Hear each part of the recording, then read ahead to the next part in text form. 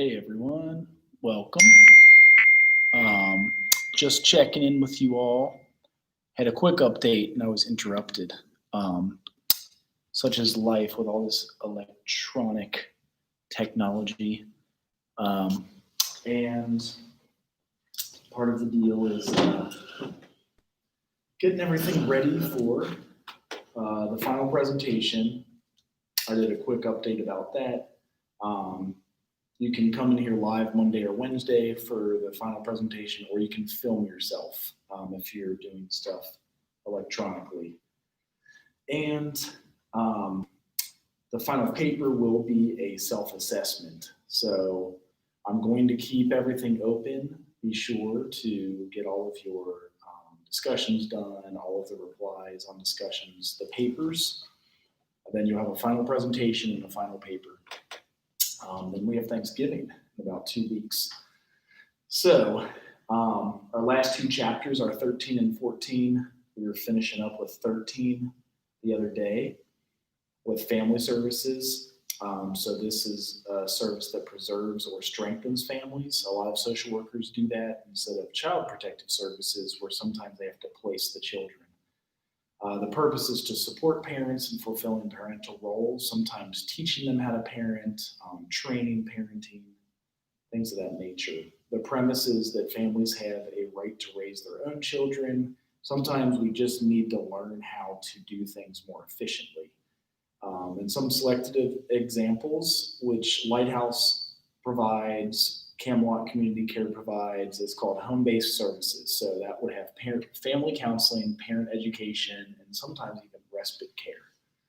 Um, there are also some services that augment family functioning, and that's to supplement parental roles when inadequacies exist. The premise on this one is that children have a right to develop in a healthy family environment. An example I gave last class is if someone is going through drug and alcohol rehabilitation, sometimes you'll get placed with CPS or even a relative that's able to provide that healthy environment. Some examples there are having parental aides, a homemaker service, daycare even, protective services, and then income maintenance. Last example of some of the adolescent and children work is school social work. So here you want to provide supportive services for children and families in the context of school settings, also providing linkage between school, home, and community. So sometimes you are that connection. For a while, when I worked at Lighthouse Youth Services, mom and client had just moved to a new school district, so he was not going to get into the proper school and or have busing in time. So there's 2 weeks where he wasn't going to be the school in the school or have a ride to the school. So as the social worker, I made sure that transition was as easy as possible. I actually helped give the ride to school, and luckily Lighthouse paid mileage and whatnot. So I'd get him, drive him into school, and get him there on time. And that was huge. That was the linkage between school, home, and community. And I would help get him home at night, and then he got his bus within about a week and a half. Other examples of services for school social work, you may do the assessment of children with special education needs, depending on what your agency has you do. You may do the early development screening, or support for developmental transitions. So doing what we can to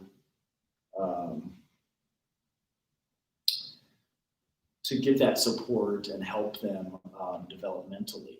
So there was a interesting thing as I do connect childhood and development with nutrition on some of these. There was an example on here of some of the nutrition stuff and how some of the supermarkets will will be able to be affected in the pandemic. Dwarf star novas, record snow, crop losses, Neanderthals eating entire snakes, inland seas. So let me find that for you. It had kind of a funny name on it, the Green New Deal instead of the Green New Deal. So, ladies and gentlemen, the UK is announcing that they are exploring a meat tax in order to save the planet. McDonald's is announcing their new plant-based McPlant. Nestle is introducing bug-based dog food, starting to normalize the idea of eating insects as protein, even as they concede that, yes, Nestle, the world's largest food company, wants to come for your cravings. They want to control your diet. and so this video may be copyrighted. So it is to be, the disclaimer is that it's for educational purposes only, but connecting food and nutrition to growth and development in adolescents, and sometimes as a social worker, we have to inform them of all of their choices. But you know that if you've been watching this channel by now, that's a lot to swallow. So let's start off with some delicious predictive programming. I'm Christian, and this is the ICH Farmer Broadcast. Taco Bell restaurants are going 100% green. Now, they're going to have the same menu items that you've come to know and love, but none of the ingredients are taken from nature. And that means zero environmental impact. So joining us now live is Paul Lancaster, spokesman from Taco Bell. Hi, Paul. Hello, Jim. Hello, Tracy. You know, Paul, nothing on Taco Bell's new menu uses anything that came from nature. Not a single ingredient. Starting this week, all of the ingredients that we use are going to be produced in labs by special Taco Bell food synthesizers. Wow, and it tastes the same as before, Paul. Can't even tell the difference. Well, the lettuce looks so realistic. And how hard was it to make the leap into the eco-friendly menu? Well, at Taco Bell, we have a long tradition of taking as little as possible from the natural world. Our ground beef, for example, has always been fairly eco-friendly. It's 85% gluten filler, 8% petroleum-based grease flavoring, but it's always had 4% meat. Well, that's bad. Real livestock. Well, exactly right. But with Taco Bell's new green initiative, we've actually been able to replace that 4% meat with a simple chemical adhesive. So you're not wasting food or water to feed the cattle. That's right. And because you're using no natural ingredients whatsoever anymore, I understand you're able to add something that you're calling Super Green Supreme menu items that you never would have been able to do before. Yes, at Taco Bell, Jim, we are changing the definition of food. Starting next month, we're introducing the Ultimate Grande Crunchador, which is jam-packed with chunks of an ingredient that has no equivalent in the natural world. We also have Chalupa, which removes the carbon dioxide and pollution from the air around it so that it helps reduce global warming. So we're eating at Taco Bell, we're cleaning deer. That's right. Wow, what are these science Amazing. guys going to think up next? Amazing. In 3 years, we're planning to start melting down all of the lids, the straws, and the wrappers that the food comes in and recycle it into new Taco Bell foods. You will actually be eating the garbage you produce. And that's quite an inspiration. Yeah. Yeah, so a little bit of fun, but also this is literally a litany of things that are actually going on right now. Social. So that was a spoof commercial, but he's trying to transition into what the chemical engineers are doing with our food and the current food system.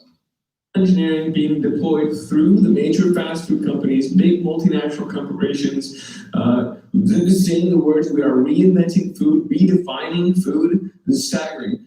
We also heard, of course, the elimination of meat, substituting completely unnatural ingredients from lab-grown proteins they mentioned. They talked about some of our food will be created and will absorb CO2 from the air, which is actually happening now. There's a startup called Air Proteins, synthesizing proteins using air, CO2 from the air, of course, and the upcycled food. They mentioned we're going to take trash and serve it back to you. That's happening too in the $50 billion a year industry known as upcycled food. So although that was a 2012 piece from The Onion, it was actually highly predictive in what's going on right now. And such is also the case with the April Fool's joke from last year from McDonald's. They announced April 1st, 2019. They said, we're going to be unveiling a completely 3D printed burger in 2020. And while McDonald's has not delivered on that April Fool's predictive programming, KFC, of course, has. They have introduced this year their new 3D printed chicken nuggets. It was deployed in a Russian test prototype version of it, but planned to come soon to KFC near you. So you can have 3D printed protein at your fast food joint, a multinational company attempting to take total control over your food supply. You can see it aligns completely with the predictive programming in the past, and a number of other Hollywood references as well that we won't go into now, because what is happening from McDonald's today is that they have unveiled, through a partnership with Beyond Meat, their new McPlant burger. I can't think of a better name. We'll just call it the McPlant, I guess. The burger is created by McDonald's and for McDonald's. And yes, it sounds like a joke. It's a terrible name. Rather than the bean-laden veggie burgers of yore, these meat substitutes are now aiming to recreate the texture and the taste of meat. They can be eaten by vegetarians, but are more likely to be marketed to those who like meat but are trying to save the environment. Thank you, McDonald's, for saving the planet through your McPlant. Nestle, as well, as I mentioned, has really started blazing trails in the plant-based protein world, insect-based protein world, that is, by opening up a new line of products that is targeted at pets and involves insect-based proteins. The line of pet food, which is called, again, it's always Beyond or Impossible or Yummy or something like this. It's Purina's Beyond Nature's protein line, and is going to, have insect protein that you feed your pets. Quote, insect protein offers a more sensible alternative to owners who want to offer livestock-free meat, right? Dairy without the cow, meat without the livestock. That is the theme of food tech, the food replacement industry, and it's in fast forward high gear right now, rather than homemade vegetarian or vegan diets, which result in dogs that are not happy, but not content at just taking your dog meat away and giving them insect bugs. Nestle's also announced that they're moving rapidly into your food. They want to come for your lockdown cravings, and we see the CEO is trying to reshape the food and drink portfolio of the largest food company in the world. By and large, most food is controlled by, it's just like media, it's just like 5 or 6 multinational companies that have bought up all the competition, like the seed companies, Monsanto, Syngenta. So is the case with processed foods and food distribution as well. So Nestle now signaling with Unilever, Mars, these big multinationals like Walmart, they want to decarbonize their food supply chains and sell you insects. So you read down here, they're moving more, realigning towards a more vegan lifestyle, vegan products. And down here, quote, a plant-based milk alternative using fava beans is one of their new offerings from Nestle. Again, milk without the cow. And then another plant-based drink using seeds and spices aimed at young flexitarians. Yes, that exploding market, sure to see double-digit growth and make the board very happy. Nice job, Nestle CEO. We all know that the real boss of that CEO is not the board of directors. It is the World Economic Forum and the UN and these other think tanks that are giving him his marching orders. Push the public onto insects, get them off of meat, push them onto vegan diets. So it's not just the big multinational companies, though, that are doing this. Here's Canada announcing that they need to start incentivizing dairy farmers to quit, to just stop producing milk, because we got bean-based, whatever it was, nasty veggie milk now, so we don't need your cows anymore. Starbucks, also another big multinational, has reduced the amount of dairy that they're serving out to their customers now as part of their own corporate sustainability plan to save the environment, just like Taco Bell, right?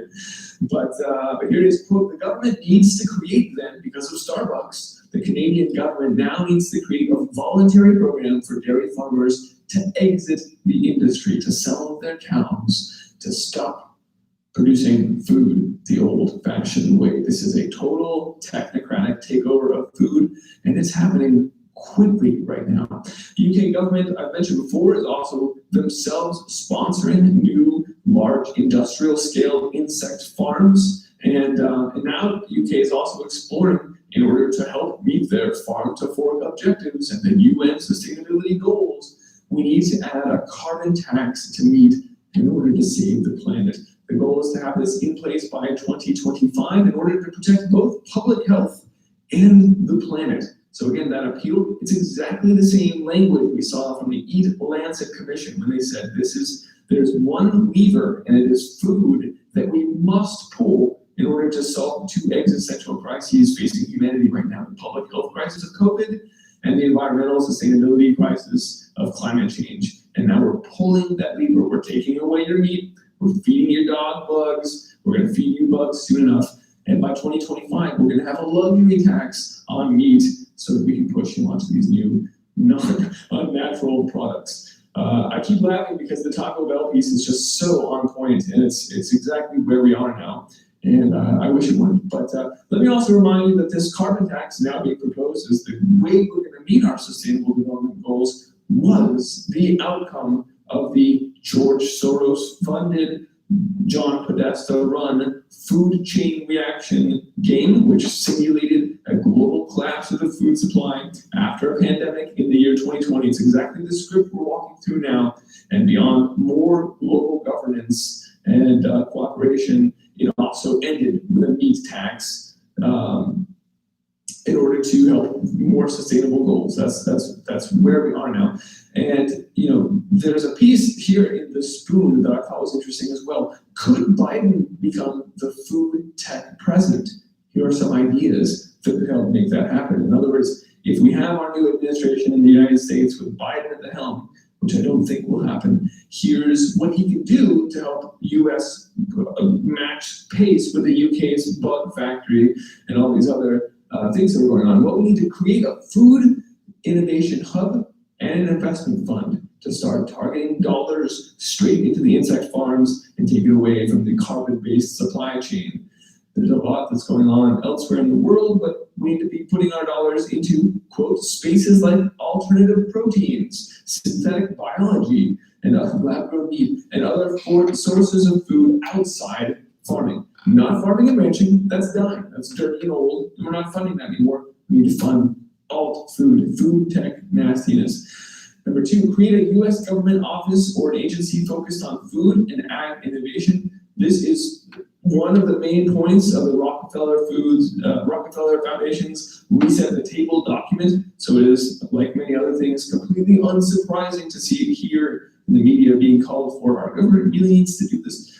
Food innovation czar, someone who's in charge of food innovation and digitizing the food supply chain. That means moving to the blockchain plus AI, the beast system I've talked about in the past. Build, number four, a rock star advisory council on food innovation. You can see this is all about the fundamental transformation of the food supply, the great food transformation, the great reset as applied to food. Who are some rock stars that they recommend we add to our Food Innovation Council? Well, you can start off with Jennifer Doudna, who invented the CRISPR gene editing technology. Great. Let's invite more and more GMO in. Okay, that's a clear goal here. Number two, Pat Brown, CEO of Impossible Foods, the guy who says we can end animal agriculture and wants to push fake meat onto every plate. It's clear who these people are: genetically modified, fake lab-grown meats. This is the end still. This Rockstar Advisory Council is people who are advocating and actually executing on the agenda of eliminating natural food. Again, just like the predictive programming. So I just thought that this kind of propaganda really around what the future of food should be if we had our Biden administration here in the US was indicative of this great food transformation, and where everyone's been telling us we need to go, especially the Rockefellers and the United Nations, and the World Economic Forum, and these sorts of players. So ladies and gentlemen, let's end it there today with a healthy dose of predictive programming, and then unfortunately the reality that we have entered solidly into that world of multinational companies delivering fake food in the name of saving the environment. Thanks for watching. Ladies and gentlemen, you can find this report and all my reports on iceagefarmer.com. Please get off YouTube. If you're still watching this video on YouTube, head over to ldrr.tv/@iceagefarmer. All right, so there's some ideas for nutrition and food, and it actually used to be when I was growing up in your age, that was kind of the healthy thing to do, was get off meat and go vegetarian. But it's becoming more and more difficult. Our social work conference just finished up, and we had one about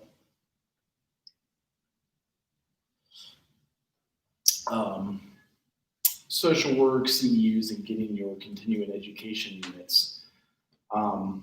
One final piece for introducing you to Chapter 14 was a quick 2-minute video on adult protective services. So Chapter 14 next week will be about adult and aging services.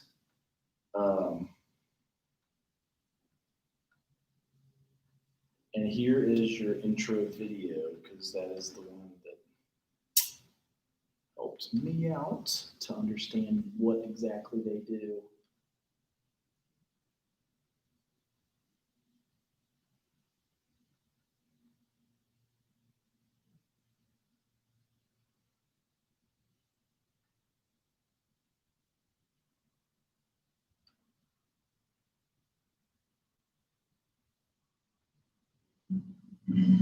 Hello, and thank you for your interest in the Alternatives Adult Protective Services Program, or APS as we refer to.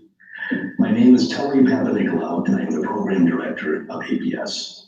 Perhaps you're wondering who to call with a report of abuse, neglect, financial exploitation, or self-neglect behaviors that substantially threaten a person's health. If the individual is 60 or older, or an adult 18 to 59 with a disability, that lives independently in the community, you found the right place to call here at Alternatives APS. Whether you witnessed the abuse or neglect, been informed of it, or if you sense that something's not quite adding up based on interactions you've had with the individual, perhaps they're more guarded or seem fearful of talking freely, or their contact with you and others has been cut off. These are all reasons for concern. You don't have to have all the facts. Rather, if you can give us enough information to get the ball rolling, we'll do the work of gathering additional information. So what happens when you call in a report? We'll collect some important information, all the while protecting your identity as a reporter. A caseworker certified by the Illinois Department on Aging will meet with the alleged victim and, with their permission, conduct an assessment and take necessary steps to help ensure the individual's safety and well-being. This often includes family members, friends, and community service providers, all in an effort to find the best fit of solutions and supports for the individual. Our goal is to address their safety risks for the long term so that they can maximize their level of independence and quality of life, which is the mission of Alternatives. Who can you call to report on? A family member, neighbor, friend, fellow church member, club member, anyone, including yourself. Please contact Alternatives at 309-277-0167 or at 800-798-0988 to make a referral or to ask any questions that you may have. In addition, should you be affiliated with a group or organization that would be interested in an in-depth discussion of APS, please let us know and we would be happy to arrange for this. Thank you for your time, and please help to keep yourself and others safe. All right, so that is very similar to, in Cincinnati, we call 241 kids when we report child abuse. I'd mentioned that before. Now, if there is a case of adult abuse, elder abuse, sometimes people steal from them as they do have assets and resources, and you would call the same office. Sometimes you can actually call 241 kids and ask for adult protective services, but they do have a separate number in office, and that's something that we need to be aware of, because as social workers, we are mandatory reporters. We have a few of these intro slides with adult and aging services. So some of the services as a social worker you provide for adults, and this could even be for someone in their mid-40s like myself. So infertility counseling, caregiving for aging parents, bereavement counseling when someone passes away, employee assistance programs, and that's finding counseling for them or their family, or also services for military personnel and veterans. So we'll get into more of those next week, and start with family caregiving and talk about how in the sandwich generation, which you guys are about to enter into, you have your own kids, and then you also have the parents that are in their 50s, 60s, and 70s that sometimes you're helping care for them and care for your own kids at the same time. So you're stuck in the middle of the sandwich, and just making sure to have the self-care, because as it says at the bottom here, emotional stress related to burden of care and then lost productivity and other employment costs. So we'll get into that next week. Be sure to come Monday at 10 or 12 or Friday at 10 or 12 if you were to present. Otherwise, film it and put it into the discussion board so everyone else can see. And you all have a good weekend. See you later.